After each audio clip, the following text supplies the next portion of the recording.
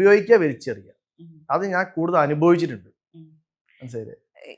Rejections അപ്പൊ ഭയങ്കരമായിട്ട് വേദനിപ്പിച്ചിട്ടുണ്ട്. നല്ലോണം വേദനിപ്പിച്ചിട്ടുണ്ട്. നിസ്സാര ഒരു സിനിമയിൽ കഥാപാത്രം തന്നിട്ട് വരെ എനിക്ക് പോയി. ആണോ? റീസൺസ് അതൊന്നും പേര് പറയുന്നില്ല. റീസെന്റ് ഒരു 1.5 വർഷം മുമ്പ് ഒരു നായക കഥാപാത്രത്തിന്റെ തോളൊരുമി നിൽക്കുന്ന കഥാപാത്രം എനിക്ക് കിട്ടിയിട്ടുണ്ട്. 16 ദിവസത്തെ ഡേറ്റ് എനിക്ക് തന്നതാ.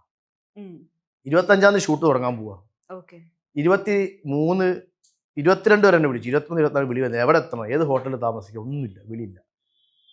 ഞാൻ 16 ഞാൻ ഓഫീസിൽ ലീവൊക്കെ പറഞ്ഞതാ. അപ്പൊ അതിന്റെ ഒരു AD, എൻ്റെ സുഹൃത്തെ AD എന്നെ വിളിച്ചു പറഞ്ഞു, ദാസേട്ടാ ചെറിയ വിഷയം എന്താ? ദാസേട്ടൻ എന്ന് പറയുന്നത് ടിക്ടോക്ക് കൂടെ റീൽസ് കൂടെ ഒരു 3-4 വർഷം കൊണ്ട് പെട്ടെന്ന് ഫേമസ് ആയ ഒരാളാണ്. നേരെ മറിച്ച് സിനിമ ഇൻഡസ്ട്രീസിൽ കാലങ്ങളായിട്ട് ചെറിയ റോൾ ചെയ്യുന്ന ഒരാൾക്കാരുണ്ട്. അവർ സംഘടിതരാണ്. അവർ പറഞ്ഞു, ഇന്നലെ 2 കൊല്ലം മുമ്പ് വന്ന ആള് പ്രധാന ക്യാരക്ടർ കൊടുക്കും, ഞങ്ങളപ്പോൾ ആൾക്കാർ എന്താണ് ഒഴിവാക്കി, എന്നെ ആ സിനിമയിൽ നിന്ന് ഒഴിവാക്കി. എനിക്ക് ഭയങ്കര വിഷമം ഉണ്ടാവും. എന്നെ സംബന്ധിച്ച് എന്നെ ഒരാൾ വന്ന് അടിച്ചാലും തല്ലിയാലും എനിക്ക് വലിയ വിഷമം ഉണ്ടാവില്ല.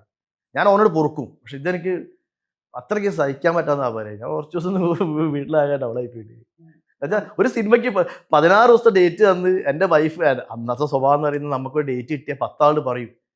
ഭാര്യയോട് പറയും, ഭാര്യൻ്റെ അച്ഛനോട് പറയും, ഭാര്യൻ്റെ അച്ഛൻ അവിടെ ഷെയർ ചെയ്യും, മറ്റൊരാളെ ഷെയർ ചെയ്യും, ഫാമിലി മൊത്തം ഷെയർ. ഇയാൾ അടുത്ത സിനിമയിൽ ഇന്നാളും കൂടെ നായകൻ്റെ പേരൊന്നും പറയുന്നില്ലേ, ഇന്നാളോട് അഭിനയിക്കാൻ പോയി കഴിഞ്ഞാൽ പിന്നെ അവരെന്താ എന്തേ പോയില്ലേ എല്ലാരും ചോദിക്കും, 100% ചോദിക്കും.